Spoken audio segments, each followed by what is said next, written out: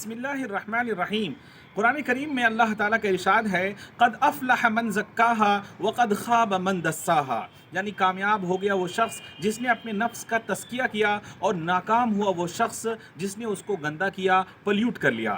ناظرین کرام، سوال یہ ہے کہ تزکیہ نفس کا مطلب کیا ہے؟ تزکیہ کسے کہتے ہیں؟ تو تزکیہ کا لٹرل سینس ہے پاکیزہ بنانا، پیوریفائی کرنا، یعنی اگر کوئی چیز ہے اس پر گندگی لگی ہوئی ہے تو اس کے صاف کرنے کے عمل کو تزکیہ کہا جائے گا، یا کوئی چیز جس پر کوئی گندگی نہیں ہے، صاف ستھری ہے، اس کو مزید بیوٹیفائی کیا جائے، فردر اس کو ڈیکوریٹ کیا جائے، تو اس کے لیے بھی تزکیہ کا لفظ بولا جاتا ہے۔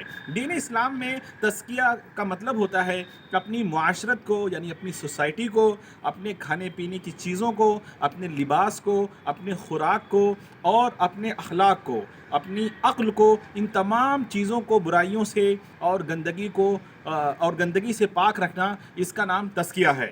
ناظرین کرام، جنت میں جانے کے لیے تزکیہ مینڈیٹری ہے، ضروری ہے۔ آپ جانتے ہیں اس کی وجہ کیا ہے؟